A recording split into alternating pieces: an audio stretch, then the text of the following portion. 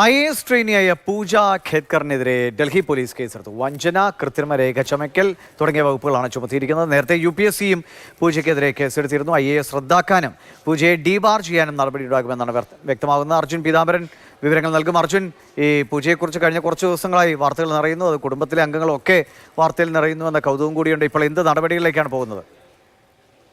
അതിന് കടുത്ത നടപടിയാണ് എന്തായാലും ഇപ്പോൾ പൂജയ്ക്കെതിരെ UPSC എടുക്കുന്നത്. UPSC നൽകിയ പരാതിയുടെ അടിസ്ഥാനത്തിലാണ് ഡൽഹി പോലീസ് കേസ് രജിസ്റ്റർ ചെയ്യുന്നത്. പ്രധാനമായിട്ടും കൃത്രിമ രേഖ ചമയ്ക്കൽ, വഞ്ചന തുടങ്ങിയ കുറ്റങ്ങളുടെ അടിസ്ഥാനത്തിൽ വകുപ്പുകൾ ചുമത്തിയിട്ടാണ് കേസ് എടുത്തിരിക്കുന്നത്. ഈ നിയമനം നേടിയത് IAS ട്രെയിനി എന്നുള്ള നിയമനം നേടിയത് കൃത്യമായിട്ടുള്ള കള്ളത്തരം കാണിച്ചാണ്, അതിൽ വഞ്ചന നടത്തിയിട്ടുണ്ട് എന്നുള്ള കാര്യം UPSCക്ക് ബോധ്യപ്പെട്ടിരുന്നു. ആ ബോധ്യപ്പെട്ടതിന്റെ അടിസ്ഥാനത്തിൽ കൂടിയാണ് അവർക്ക് ഷോക്ക് കോസ് നോട്ടീസ് അയച്ചിരിക്കുന്നത്. ഈ ഷോക്ക് കോസ് നോട്ടീസ് എന്ന് പറയുന്നത് അവരുടെ IAS പദവി റദ്ദാക്കാൻ വേണ്ടിയിട്ടാണ്.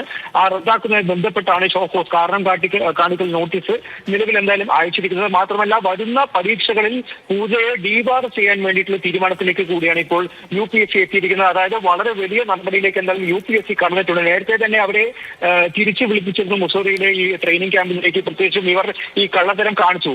വരുമാന സർട്ടിഫിക്കറ്റ്, അച്ഛന്റെയും അമ്മയുടെയും പേര്, ഒപ്പുകൾ, രേഖകൾ അടക്കം കൃത്രിമത്വം കാട്ടിയാണ് അവർ ഈ IAS എന്നുള്ള പദവി കരസ്ഥമാക്കിയത് എന്നുള്ള കാര്യത്തിലാണ് വലിയൊരു ആരോപണമുണ്ടായത്. അത് കൃത്യമായി തെളിഞ്ഞിരിക്കുന്നു എന്നുള്ള കാര്യം കൂടിയാണ് UPSC ഇപ്പോൾ ചൂണ്ടിക്കാണിക്കുന്നത്, വ്യക്തമാക്കിയിരിക്കുന്നത്.